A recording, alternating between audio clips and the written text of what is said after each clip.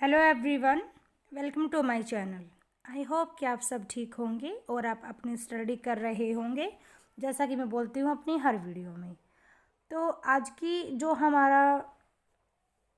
हमारी ये वीडियो रहेगी, जो हमारा टॉपिक रहेगा वो रहेगा इंटेलिजेंस, बुद्धि के बारे में। देखिए, इससे पहले मैं आपको 4 थ्योरी टॉपिक करा चुकी हूँ। जैसे कि आप सभी जानते होंगे कि हमारी एक CDP की थ्योरी सीरीज़ स्टार्ट कर रखी है हमने, जिसमें कि हम 4 टॉपिक को कवर अप कर चुके हैं। और आज हम करेंगे अपना टॉपिक नंबर 5, जो कि है इंटेलिजेंस। देखिए, क्या होता है इंटेलिजेंस, कितने इसके टाइप होते हैं, क्या इसकी क्वालिटीज़ होती हैं, क्या इसके फीचर्स होते हैं, हम कैसे मेज़र करते हैं, सब के बारे में हम यहाँ पे जानेंगे इस वीडियो में। तो बने रहिएगा लास्ट तक इस वीडियो में। तो स्टार्ट करते हैं अपनी आज की वीडियो। मीनिंग ऑफ इंटेलिजेंस, बुद्धि का अर्थ। देखिए, क्या होती है बुद्धि। जो बुद्धि होती है, जो इंटेलिजेंस होती है, वो एक एबिलिटी होती है टू लर्न फ्रॉम एक्सपीरियंस, कि हमने क्या सीखा, क्या हम सीखते हैं अपने अनुभवों से, अपने एक्सपीरियंस से, और क्या हम उन एक्सपीरियंस से हम न्यू सिचुएशंस में हम अपने आप को कैसे हम उसमें एडजस्ट करते हैं, कैसे हम अंडरस्टैंड करेंगे कॉम्प्लेक्स आइडियाज़ को, और कैसे हम अपनी नॉलेज को इफ़ेक्टिवली हम यूज़ करेंगे। तो ये सारे एक्सपीरियंस जो हमने सीखे हैं, हम कहाँ से सीख रहे हैं, हमारे अंदर एक एबिलिटी है, एक हमारे अंदर एक कैपेसिटी है कुछ सीखने की। हम अपने आप को कैसे ढाल रहे हैं नई नई सिचुएशंस में, कैसे हम कॉम्प्लेक्स आइडियाज़ को भी हम इजीली अंडरस्टैंड कर पा रहे हैं, और हम अपनी नॉलेज को कैसे हम यूज़ कर रहे हैं। तो ये सब जो सारी चीज़ें हैं, ये इंटेलिजेंस के अंदर आ जाती हैं। और यही हमारी इंटेलिजेंस होती है कि कैसे हम एक प्रॉब्लम को सोल्व आउट कर लेते हैं by the use of our experience, our understanding, by the use of our knowledge. तो ये सब चीज़ें हैं, ये हमारे इंटेलिजेंस के अंदर आ जाती हैं। ये एक जनरल टॉपिक है, बट इम्पोर्टेंट टॉपिक है। आगे है, ये तो बात होगी मीनिंग के बारे में कि क्या होती है intelligence, what is the meaning of intelligence. आगे जानते हैं हम इसकी डेफिनेशन, जो कि फर्स्ट डेफिनेशन हमारी है वो दी है अल्फ्रेड बिनेट ने। देखिए, इन्होंने क्या कहा है, intelligence is the ability to जज well, understand well and reason well. कि बुद्धि का अर्थ क्या होता है कि सही निर्णय लेना, सही समझ रखना और सही तर्क करना। यदि कोई प्रॉब्लम है तो आप उसके बारे में अच्छा निर्णय ले सके, उस चीज़ के बारे में आपको अच्छी समझ हो, और आप उसके बारे में आप अच्छा रीज़न दे सको, अच्छा तर्क आप कर सको। यदि आपके अंदर ये एबिलिटी है, डैट मीन्स कि आपके अंदर इंटेलिजेंस है, यू हैव इंटेलिजेंस। तो ये कहा है अल्फ्रेड बिनेट ने। नेक्स्ट डेफिनेशन देखिए, वो है वेसलर की। इन्होंने कहा है intelligence is the global capacity to act purposefully, to think rationally and to deal effectively with the environment. कि जो बुद्धि है वो एक ग्लोबल, मतलब कि सब में जो होती है, सब में होती है, ये जो कैपेसिटी होती है, ये क्षमता होती है, जिसकी वजह से हम कोई भी अपना जो हमारा कार्य है, जो हमारा पर्पस है, उसको हम कर पाते हैं। हम लॉजिकली हम सोच पाते हैं, और कोई भी जो प्रॉब्लम होती है उससे हम मतलब हमारे आसपास में होती है, हमारे एनवायरनमेंट में होती है, तो हम उससे डील कर लेते हैं अच्छे से, बिल्कुल इफेक्टिवली हम उसे डील कर लेते हैं। यदि ये जो टोटल ये कैपेसिटी है, यही होती है इंटेलिजेंस। ये डेफिनेशन किसने दी है, वेसलर जी ने दी है। तो ये बात हो गई इंटेलिजेंस के मीनिंग की और उसकी डेफिनेशंस की। अब हम आगे बात करते हैं हम इसके कैरेक्टरिस्टिक्स की, कि बुद्धि की विशेषताएं क्या होती हैं। तो देखिए, सबसे पहली है कि intelligence is a global directed. कि जो बुद्धि होती है वो एक गोल डायरेक्टेड होती है, उसका एक गोल होता है, उसका एक उद्देश्य होता है। तो सबसे जो फर्स्ट जो इसकी क्वालिटी है वो यही है कि intelligence is a goal directed, कि इसका एक गोल होता है। सेकेंड है, it helps to problem solving. देखिए, हम इंटेलिजेंस का यूज़ करके तो हम किसी प्रॉब्लम को सोल्व करते हैं ना। यदि हमारे अंदर ये कैपेसिटी, ये कैपेबिलिटी नहीं होगी तो वी कांट सोल्व प्रॉब्लम्स। तो इसका यूज़ करके ही हम प्रॉब्लम को सोल्व कर पाते हैं। तो जो बुद्धि होती है वो समस्या समाधान में हमारी क्या करती है, सहायता करती है, हमारी हेल्प करती है। नेक्स्ट है, it can be measured and improved. इसको हम मेज़र कर सकते हैं, इसको मापा जा सकता है। आगे बताऊंगी मैं आपको कि हम कैसे इसको मेज़र कर सकते हैं, और हम इसको इम्प्रूव भी कर सकते हैं। कोई प्रॉब्लम है तो इसको इम्प्रूव किया जा सकता है। बहुत सारी टेक्निक्स है जिसका यूज़ करके हम इसको इम्प्रूव कर सकते हैं इंटेलिजेंस को। नेक्स्ट है, it is influenced by heredity and environment. इस पर बहुत ज़्यादा प्रभाव पड़ता है हेरिडिटी का और एनवायरनमेंट का। देखिए आपने को सुना भी होगा, यदि कोई किसी बच्चे को हम मतलब जैसे सुना होगा कि मोगली की स्टोरी, एक बच्चा था जो कि जंगल में चला गया था, तो वो वहाँ पे रहा, उसका एनवायरनमेंट जो था वो एनिमल के साथ हो गया, तो वो एनिमल के लाइक बिहेव करने लग गया था। तो मतलब कि उसका हेरिडिटी तो ठीक था कि वो एक ह्यूमन बीइंग का बेबी था, लेकिन जो एनवायरनमेंट उसका रहा वो बिल्कुल फॉरेस्ट का हो गया था, जंगल का हो गया था। तो बच्चे की जो बुद्धि है, जो उसका एनवायरनमेंट है, उस पर बहुत ज़्यादा इफेक्ट डालता है। तो बच्चे, टोटल कहने का मतलब क्या है कि जो एनवायरनमेंट है और जो हेरिडिटी है उसका बहुत ज़्यादा इम्पैक्ट पड़ता है। यदि इन दोनों में से कोई एक भी थोड़ा सा इधर उधर होता है तो बच्चे का इंटेलिजेंस, उसकी पर्सनैलिटी पे बहुत ज़्यादा ही इफ़ेक्ट आ जाता है। तो ध्यान रखिएगा कि बच्चे का जो एनवायरनमेंट है वो अच्छा हो, ताकि बच्चा अपना मेंटल हेल्थ और फिज़िकल हेल्थ दोनों ही अच्छे से ग्रो हो सके, डेवलप हो सके। नेक्स्ट है यहाँ पे इसकी जो विशेषता है वो क्या है कि it differ from person to person. कि देखिए यहाँ पे इंडिविजुअल डिफरेंसेस तो आते ही हैं, ज़रूरी नहीं है कि आपकी जो इंटेलिजेंस है दूसरे की भी इंटेलिजेंस वही हो, नहीं, डिफ़र करता है, पर्सन टू पर्सन वेरी करती है इंटेलिजेंस। आगे हम बात करते हैं थ्योरीज ऑफ इंटेलिजेंस की। तो देखिए सब वैसे तो जो थ्योरीज इंटेलिजेंस की वो बहुत सारी हैं, मे बी 12 या 13 है, लेकिन जो इम्पोर्टेंट है मैं यहाँ पे उसी की बात करूँगी। तो यहाँ पे जो फर्स्ट है वो है स्पीयर्समैन टू फैक्टर थ्योरी। 2 घटक सिद्धांत दिए थे स्पीयर्समैन जी ने। इन्होंने ये जो 2 फैक्टर थ्योरी ये दी थी हमको 1904 में। तो इसमें उनका कहना था कि जो बुद्धि है उसके 2 फैक्टर्स होते हैं। एक तो होता है जी factor, that means general factor. दूसरा होता है एस फैक्टर, मतलब कि स्पेसिफिक फैक्टर। जो जी फैक्टर होता है वो है जनरल, मतलब कि जो सब में हो, common ability to talk to all talk, और sorry, common ability for all task, कि जो सब में होती हैं, हर एक इंसान में ये कॉमन होती है, सब में ये पाई जाती है। जैसे कि खाना खाना, सोना, जगना, मतलब इतनी बुद्धि सबके पास होती है कि वो मतलब उसको पता है कि मेरे को सोना है, अब मेरे को खाना खाना है, मेरे को पानी पीना है। ये है जनरल फैक्टर, जी फैक्टर बुद्धि का। नेक्स्ट है स्पेसिफिक फैक्टर, जैसे कि specific ability for particular task. से देखिए जैसे कोई आर्टिस्ट है तो उसके पास एक स्पेसिफिक एबिलिटी है ना, कि उसको उसको आर्ट आती है, तो ये होगी उसकी specific ability for a particular task. तो ये यहाँ पे इन्होंने बताया था। 2 फैक्टर्स थ्योरी उन्होंने दी थी स्पीयर्समैन ने 1904 में, जिससे उन्होंने बताया था जी फैक्टर और एस फैक्टर के बारे में। तो ये थी स्पीयर्समैन की 2 फैक्टर थ्योरी। आगे है थ्रस्टन की ग्रुप फैक्टर थ्योरी। देखिए इन्होंने 7 प्राइमरी मेंटल एबिलिटीज़ बताई हैं, जिसको मैं आपको बताऊंगी अभी। यहाँ पे मेंशन है वर्बल, न्यूमेरिकल, रीजनिंग, मेमोरी और etc। इसको मैं आपको अच्छे से बताऊंगी हिंदी टर्म में, और एक बार देख लीजिएगा। मानसिक क्षमताएं जैसे कि शब्द ज्ञान, संज्ञानात्मक क्षमता, तर्क, स्मृति आदि। इसके अलावा इन्होंने टोटल यहाँ पे इन्होंने बताई थी 7। और जो ये इन्होंने ग्रुप फैक्टर थ्योरी दी थी, इन्होंने दी थी हमको 1938 में। 1938 में इन्होंने बताया था।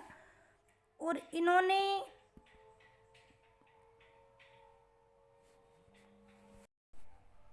देखिए सबसे पहले तो इन्होंने बताया था स्पैटल एबिलिटी, जिसको कहेंगे प्रेक्षण क्षमता।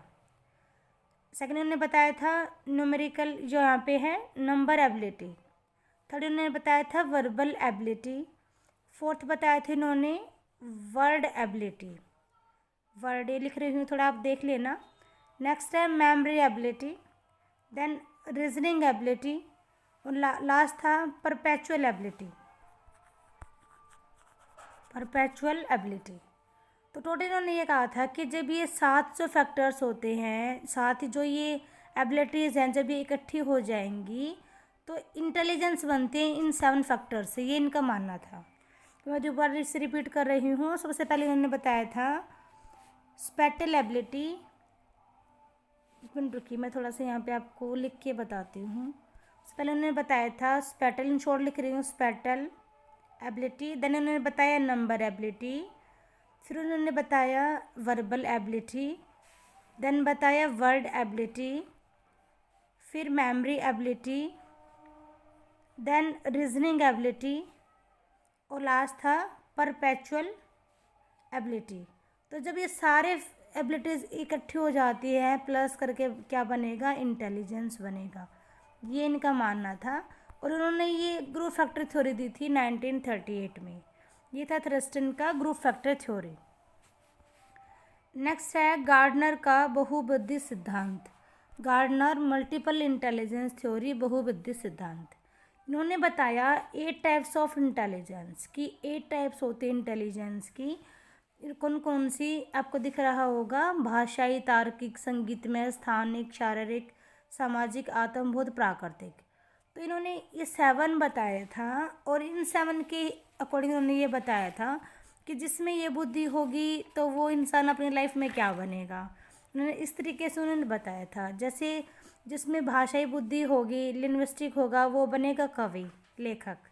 जिसमें लॉजिकल होगी, तार्किक होगा, वो बनेगा वैज्ञानिक, मैथमेटिशियन। जिसमें म्यूज़िकल होगी, ये तो इजी है, जिसमें म्यूज़िकल होगी वो तो म्यूजिशियन बनेगा, ठीक है। नेक्स्ट जिसमें स्थानिक होगी वो बनेगा इंजीनियर, मूर्तिकार, चित्रकार, वो बनेगा। जिसमें शारीरिक होगी वो खेल कूद में जाएगा। जो सामाजिक होगा तो वो नेता बनेगा। और जो इंटरपर्सनल होगा वो राजनेता होगा या फिर कोई चिकित्सक होगा। और जो इंटरपर्सनल वाले हैं वो योगी बनेंगे, संत बनेंगे, जो खुद को जानेंगे। और जो नेचुरलिस्टिक हैं वो किसान होंगे, वैज्ञानिक होंगे। तो इन्होंने इस प्रकार से ये 8 टाइप्स बताए थे इंटेलिजेंस के, जिसमें कि इन्होंने साथ साथ ये बताया था कि इस वाली बुद्धि के इंसान क्या बनेंगे, क्या संभावना है कि वो क्या करेंगे अपनी लाइफ में। और ये सब जो उन्होंने बताया था हमको, ये जो थ्योरी उनकी थी, उन्होंने 1983 में दी थी, 1983 में दी थी। दोबारा से लिख देती हूँ, 1 मिनट। 1983 में इन्होंने दी थी ये वाली theory, Gardner multiple intelligence theory, बहुबुद्धि सिद्धांत। नेक्स्ट है स्टर्नबर्ग ट्रायड थ्योरी।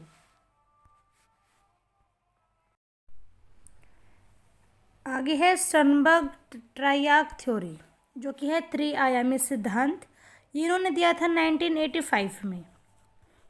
अपनी इनकी एक बुक थी बियॉन्ड्स IQ, उसमें इन्होंने ये वाला सिद्धांत दिया था। इसमें इन्होंने 3 टाइप की बुद्धि बताई है, एनालिटिकल विश्लेषणात्मक, क्रिएटिव सृजनात्मक, और प्रैक्टिकल व्यवहारिक इंटेलिजेंस। देखिए जो एनालिटिक इन्होंने बताई है, इसमें क्या है कि किसी भी प्रॉब्लम को सॉल्यूशन करने के लिए हम सूचनाओं, जो भी हमारे पास इंफॉर्मेशन होती है, हम उसका विश्लेषण करते हैं, हम उसका एनालाइज करते हैं। तो उसके लिए एनालिटिक इंटेलिजेंस में आ जाता है ये सब।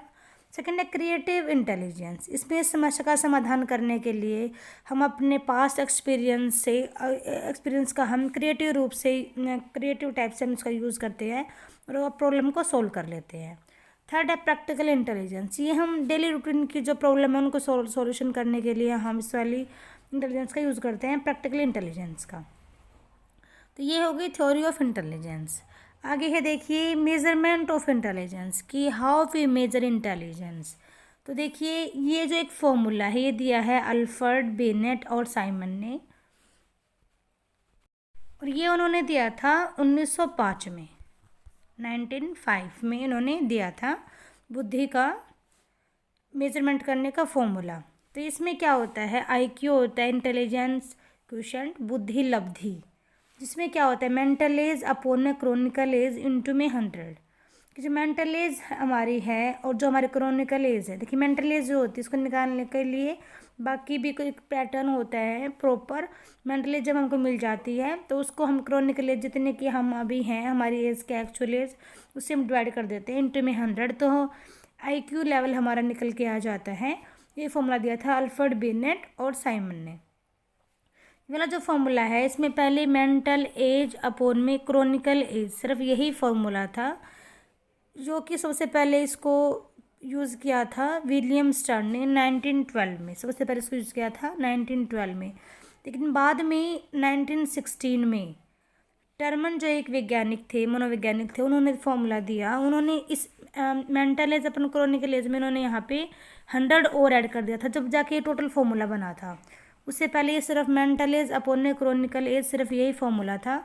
लेकिन 1916 में जाके इनटू में 100 भी ऐड किया गया टर्मन के द्वारा, जब जाके ये फॉर्मूला कंप्लीट हुआ था। आगे है देखिए टाइप्स ऑफ इंटेलिजेंस कि क्या क्या टाइप होते हैं इंटेलिजेंस टेस्ट के। तो देखिए सबसे पहले होते हैं वर्बल टेस्ट होते हैं। देखिए बहुत टाइप की इंटेलिजेंस टेस्ट है, लेकिन हम यहाँ पे एक ओवरव्यू सा देखेंगे। टेस्ट बहुत सारे इंटेलिजेंस टेस्ट, कुछ वर्बल होते हैं, कुछ नॉन वर्बल होते हैं, कुछ परफॉर्मेंस टेस्ट होते हैं। तो बहुत टाइप के टेस्ट होते हैं। तो हम यहाँ पे मैं आपको एक ओवरव्यू सा दे रही हूँ कि जो वर्बल टेस्ट होते हैं वो तो लैंग्वेज से रिलेटेड होते हैं, जिसमें कि जो एग्ज़ामिनर होता है वो टेस्ट लेता है बच्चे का, तो उससे कुछ क्वेश्चंस पूछता है और उनसे जान लेता है कि हाँ इसमें इंटेलिजेंस का लेवल क्या है, इसकी इंटेलिजेंस कैसी है। सेकंड है नॉन वर्बल टेस्ट। इसमें पिक्चर्स का यूज़ किया जाता है, सिंबल्स का यूज़ किया जाता है, जैसे कि RPM रावन प्रोग्रेसिव मैट्रिसेस जो टेस्ट है उसमें पिक्चर्स का यूज़ किया जाता है। उनसे ही जान लिया जाता है कि बच्चे के माइंड में क्या चल रहा है या फिर इंटेलिजेंस लेवल इसका क्या है। थर्ड है परफॉर्मेंस टेस्ट। परफॉर्म किया करवाया जाता है, प्रैक्टिकल टास्क दी जाती हैं जो जिसकी बुद्धि को हमको जानना है, और इनका यूज़ करके ही उसकी बुद्धि को जान लिया जाता है। आगे है देखिए फैक्टर्स कौन कौन से हैं जो कि अफेक्ट करते हैं इंटेलिजेंस को। तो देखिए बहुत सारे फैक्टर होते हैं, जैसे इंटेलिजेंस है, जेनेटिक्स है, एनवायरमेंटल फैक्टर्स हैं, हेल्थ एंड वेलबींग्स है, ब्रेन डेवलपमेंट है, लर्निंग एक्सपीरियंस है। इन सब के बारे में हमें भी अच्छे से पढ़ लेते हैं। फर्स्ट है यहाँ पे हेरिडिटी। देखिए हेरिडिटी मैंने स्टार्टिंग में ही कहा था कि हेरिडिटी और एनवायरनमेंट दोनों का ही बहुत ज़्यादा इम्पैक्ट पड़ता है बच्चे की इंटेलिजेंस कैपेसिटी पे, इंटेलिजेंस एबिलिटी पे। सबसे पहले देखिए जो जेनेटिक हेरिडिटरी है, genetic structure influence basic potential. Genetic जो हमारे स्ट्रक्चर्स होते हैं वो इन्फ्लुएंस करते हैं हमारी पोटेंशियल को, हमारी कैपेसिटी को, हमारी एबिलिटी को, कि हम क्या कर सकते हैं और क्या नहीं कर सकते। फिर डिपेंड करता है हमारी हेरिडिटी पे भी कि हमारा इंटेलिजेंस जो कैपेसिटी है वो कितनी होगी और हमारा IQ कितना होगा। कि ऐसा नहीं है कि माँ बाप में थोड़ा सा IQ कम है तो बच्चे में भी कम ही हो, ज़रूरी नहीं है बच्चे में हाई भी हो सकता है। तो ये मतलब ऐसा चलता है, ये सारा हेरिडिटी फैक्ट में ही आ जाता है। नेक्स्ट है एनवायरमेंटल। तो देखिए एनवायरमेंटल में क्या होता है, जो हमारी फैमिली है, जो हमारा स्कूल है, हम कैसा हमको न्यूट्रिशन मिल रहा है, कैसा हमारा पालन पोषण हो रहा है, हमारी लर्निंग अपॉर्चुनिटीज़ कैसी हैं। तो ये सब बातें एनवायरनमेंट में आ जाती हैं और ये अफेक्ट करती हैं हमारी इंटेलिजेंस की लेवल को, हमारे IQ को। नेक्स्ट है सोशो इकोनॉमिकल स्टेटस। सामाजिक आर्थिक स्थिति कैसी है, क्योंकि देखिए बेटर रिसोर्सेज यदि हमारे पास होंगे तो बेटर कॉग्निटिव हमारी ग्रोथ होगी। यदि आपकी इकोनॉमिकल कंडीशन, सोशल जो कंडीशन है वो आपकी अच्छी नहीं है, तो जो आपका कॉग्निशन लेवल है, जो आपका कॉग्निटिव डेवलपमेंट है, वो अच्छे से नहीं होगी। यदि वो अच्छे से नहीं होगी तो ऑब्वियस ये बात है कि आपकी जो इंटेलिजेंस लेवल है वो भी अच्छा नहीं होगा। नेक्स्ट है हेल्थ एंड न्यूट्रिशन। स्वास्थ्य और पोषण। तो जो हेल्थ और जो न्यूट्रिशन होता है वो अफेक्ट करते हैं ब्रेन डेवलपमेंट को। ब्रेन डेवलपमेंट अच्छे से नहीं होगी तो इंटेलिजेंस कहाँ की बढ़ने वाली है, वो तो नहीं बढ़ेगी। तो उसके लिए अच्छा खाना और एक अच्छी हेल्थ बहुत ही ज़्यादा इम्पोर्टेंट होती है। नेक्स्ट है मोटिवेशन एंड इंटरेस्ट। कि सबसे मेन बात यही होती है कि हम कहाँ से मोटिवेट है, हमारा इंटरेस्ट क्या है। देखिए कोई बच्चा आर्टिस्ट बनना चाहता है, उसका इंटरेस्ट तो है आर्टिस्ट बनने में, लेकिन वो मोटिवेट नहीं है, वो इनर मोटिवेट नहीं है, या फिर उसको आउटर मोटिवेशन भी नहीं मिल रहा है। आउटर मोटिवेशन इतना इम्पोर्टेंट नहीं होता जितना कि इनर मोटिवेशन होता है। तो यदि वो मोटिवेट नहीं है तो वो अच्छे से अपने ड्रीम को अचीव नहीं कर पाएगा। तो मोटिवेशन और इंटरेस्ट भी एक बहुत अच्छा फैक्टर है जो कि अफेक्ट करते हैं इंटेलिजेंस को।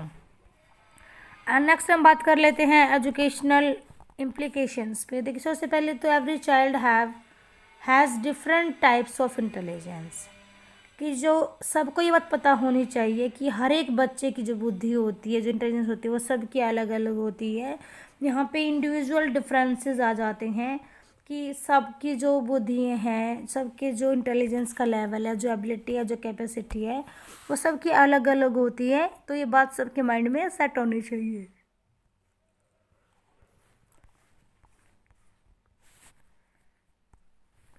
Next, teacher should use multiple teaching methods rich all the learners. तो टीचर है वो उसको ये बात पता होनी चाहिए कि यदि इंडिविजुअल डिफरेंसेस हैं तो हर बच्चे की नीड्स अलग हैं। हर बच्चे को टीचिंग मेथड्स, एक टीचिंग मेथड से हम नहीं पढ़ा सकते, तो टीचर को मल्टीपल टीचिंग मेथड्स का यूज़ करना चाहिए बच्चों को टीच करने के लिए। उनको अच्छे से पढ़ाना चाहिए उनकी नीड्स को समझते हुए। Next, avoid comparing students only on IQ basis, कि हम बच्चे की तुलना ना करें, कंपैरिजन नहीं करें। इससे हम बच्चे में एक हीन भावना आ जाती है, वो अपने आप को बहुत ही मतलब नीचा फील करता है कि मैं उसकी ज़्यादा है, वो इंटेलिजेंस है, मैं नहीं हूँ। तो प्लीज़ कंपैरिजन ना करें उनके IQ के बेसिस पे, क्योंकि हो सकता है कि उनका एनवायरनमेंट ऐसा रहा हो कि उसका IQ अच्छा ना हो, कुछ हेरिडिटी फैक्टर रहे हों। जैसे मैंने बात की ऊपर कि बहुत सारे फैक्टर होते हैं जो अफेक्ट करते हैं इंटेलिजेंस को। तो कंपेयर ना करें टीचर किसी भी बच्चे को किसी अदर बच्चे के साथ on the basis of IQ। तो इन शॉर्ट देखिए, क्या होती है intelligence? Intelligence is the ability to learn, understand and solve the problems. एक ऐसी क्षमता जिससे कि व्यक्ति सीखता है, समझता और समस्याओं का समाधान करता है, वही क्या होती है? वही इंटेलिजेंस होती है, उसको ही कहा जाता है बुद्धि। तो ये थी आज की हमारी वीडियो। आई होप कि आपको समझ में आई होगी। यदि समझ में आ गई हो वीडियो, कंटेंट अच्छा लगा हो, तो प्लीज़ वीडियो को लाइक कीजिएगा, चैनल को सब्सक्राइब कीजिएगा और ज़्यादा से ज़्यादा वीडियो को शेयर कीजिएगा ताकि और सभी की भी हेल्प हो जाए, जैसे कि मैं बोलती हूँ अपनी हर वीडियो में। तो आज हमने किया इंटेलिजेंस की, इंटेलिजेंस क्या होती है, क्या थ्योरीज़ हैं, कैसे हम इसको मेज़र करते हैं, क्या इसका मीनिंग है, कौन कौन सी इसकी विशेषताएं हैं, क्या परिभाषाएं थी। परिभाषाएं देखिए इसके अलावा भी बहुत सारी हैं, लेकिन मैंने यहाँ पे 2 ली हैं जो मेरे को अच्छी लगी, इंपॉर्टेंट लगी कि हाँ यहाँ से मीनिंग क्लियर हो रहा है, तो मैंने वही उन्हीं सबको ऐड किया है यहाँ पे। तो ये हमने जाना था इंटेलिजेंस के बारे में। तो आई होप कि आपको आज का टॉपिक क्लियर हो गया होगा और नेक्स्ट वीडियो में हम करेंगे टॉपिक नंबर 6। जब तक के लिए बाय बाय, मिलते हैं अपने नेक्स्ट वीडियो में। Thanks everyone, thanks for watching my videos, bye bye.